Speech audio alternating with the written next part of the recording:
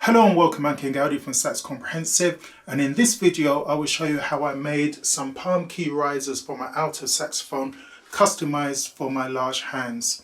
They were made by using a silicone mold to make duplicates of the keys mounted on a cork base and coated with an epoxy resin to make it durable. This was my first attempt at making palm key risers, and I want to show you how easy this method is, requiring little skill, and you don't need to dismantle the saxophone. Also, because I made casts of the keys, it means further down the line, if I want to make some more palm key risers, it'll be easier next time. So stay tuned. But before I explain my method of making my palm key risers, let me go through 5 of some of the other methods that I've seen people use to varying degrees of success. I'll put links to these methods in the description below in case you want to watch the videos about them. Starting with the cheapest and easiest method that I've seen someone use, and that is just to wrap painter's tape around the palm keys. The advantage of this method is that it's quick and easy. The height can be adjusted and squeezed into shape. It can be easily removed and does not damage the keys.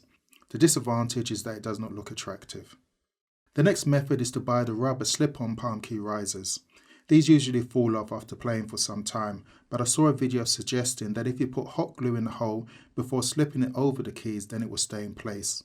These risers look better but come in a standard size, and therefore would need to be higher for my larger hands.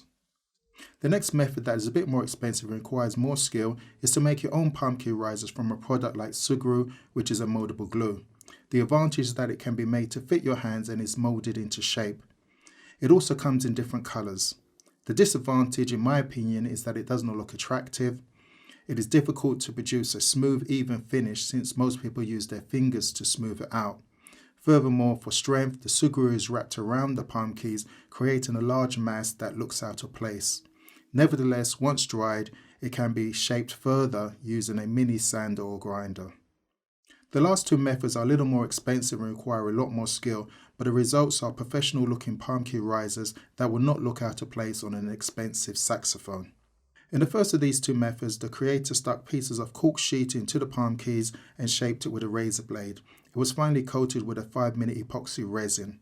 The advantage is that it is fully customizable to the individual fingers and looks good. The disadvantage is that you will need a good steady hand and a good eye to cut the cork into a nice shape. Furthermore, if you make a mistake and cut away too much cork, then it would be difficult to rectify the problem. The last of these methods require the most skill, as the palm key riser is carved out of walnut wood. Here the creator used power tools to shape the wood and is time consuming, but the end result looks good. In both these last 2 methods, the creators removed the keys from their saxophones in order to get better access to them. In contrast, creating my palm key risers, I wanted a method that I did not have to shape the keys through endless cutting and sanding or remove the keys from the saxophone. The last thing I wanted was to have problems reassembling the saxophone. Here is a quick overview of my method before giving a detailed account of all of the steps. The first thing is to make cheap silicone molds of the top parts of the palm keys and to cast plastic duplicates of the keys. Next is to build up the height of the keys by gluing cork layers together on the keys and to cut a flat surface on them. The last thing is to stick the plastic casts onto the cork and cut away the excess cork from the sides. It can be finished by coating it with an epoxy resin or some other material to make it hard, smooth and waterproof. So now that we have the concept in our minds, let's go through each stage in detail. In order to make these palm key risers, I first needed to find out how high each palm key should be. The easiest way to do this in my mind was by trial and error. Here I cut a piece of card into thin strips and taped them to the palm keys to estimate the correct height of each key. Then by adjusting the height by either removing or adding more strips of card, I could work out how high each riser should be. I wanted them to just lightly touch the size of my fingers when my hands were in their normal resting position. This was easy to do for the top 2 palm keys. However, the lower palm key was more problematic.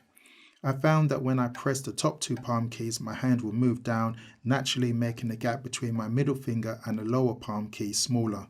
So I decided to estimate this height when the upper 2 palm keys were pressed down.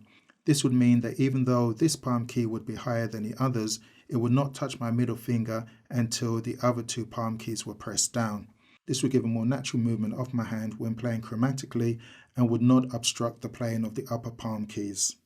To make the silicone mould, I needed a tube of 100% silicone, the stuff used to seal the edges of sinks or baths, and corn flour, also known as cornstarch.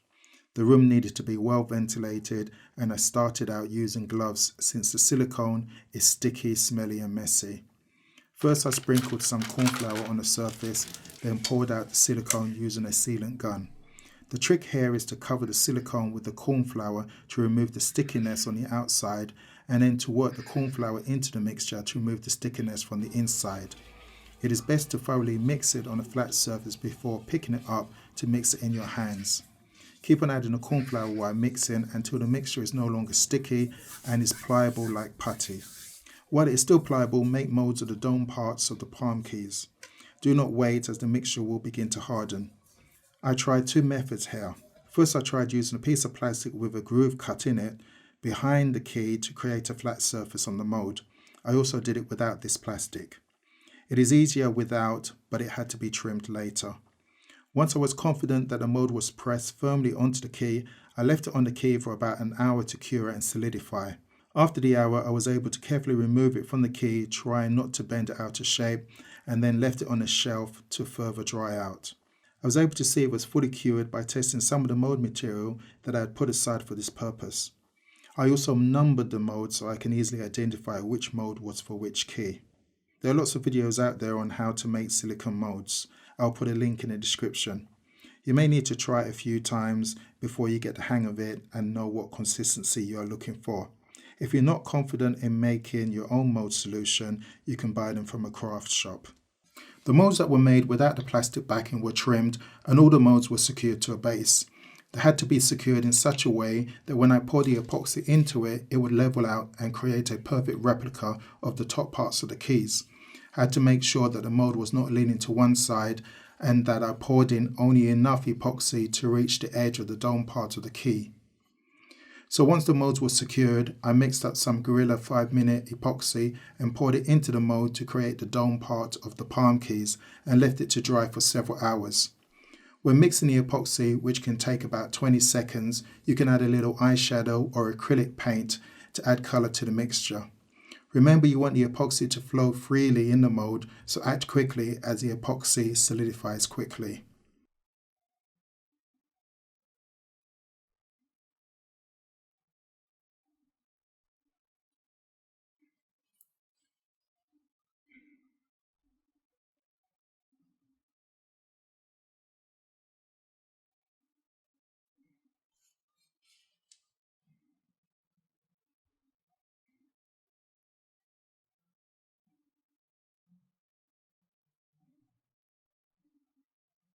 Once the epoxy had set, I removed it from the mould and using 400 grit fine sandpaper, I flattened the base and cleaned up the edges.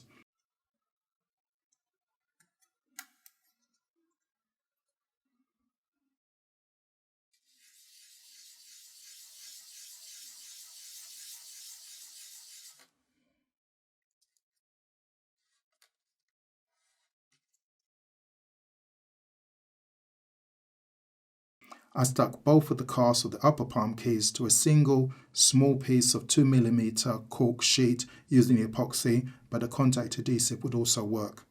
I stuck the cast of the lower palm key to 2 pieces of 2mm Cork sheeting, since according to my original estimate using the card strips, this key had to be higher than the others.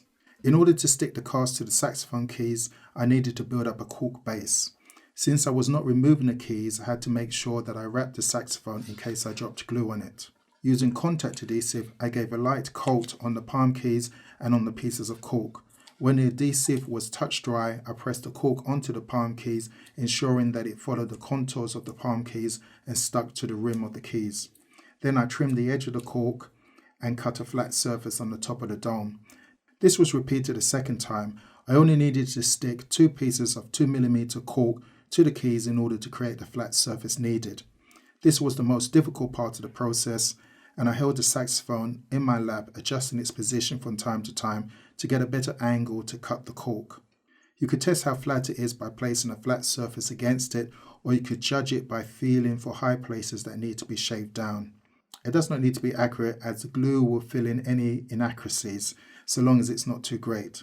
The tip here is to use new razors and change them when they stop cutting easily. It is best to take your time here, as you want to make it as flat as possible and symmetrical to the key, so the cast can be stuck on parallel to the original key. Once I obtained a flat surface, I could test the height of the palm keys again using tape and make any adjustments before I finally glued them together. Once satisfied with the height of the palm keys, then I loosely trimmed the edge of the cork bases and the cast in order to align them better, and then stuck them together with contact adhesive. To finish, I trimmed the sides where the cork was sticking out and sanded it down, being careful not to touch the original metal keys. I had the choice of either leaving it as it was or either coating the sides of the whole thing with the epoxy. I chose only to coat the sides, as I was not comfortable coating the top as well, in case the epoxy did not flow well, creating extra problems, especially since I was not going to remove the keys. As with everything, there is a few things that I've noticed that I would maybe do different the next time, but I'm happy with the results and it feels good under my fingers and looks okay with the palm keys looking like pearls. Lastly, as I said before, this is my first time at making palm key risers, and I probably would not have done it if my saxophone was new. I would probably have been too scared of messing it up. But I've had this saxophone now for some time and the lacquer is coming off in some places and there are scratches here and there, so I was more comfortable now to work on this project. I intend to always have palm key risers now, so I'm not too bothered what the original key looks like after I remove the riser later on, since I would be replacing it with another. I hope you found this video helpful and informative. Feel free to ask me any questions about it. If you also attempt to use this method, then do so at your own risk and make sure you weigh up the pros and cons of such a project. Thanks for watching, and I will see you in the next video. And don't forget to subscribe if you're not yet a subscriber. Bye bye.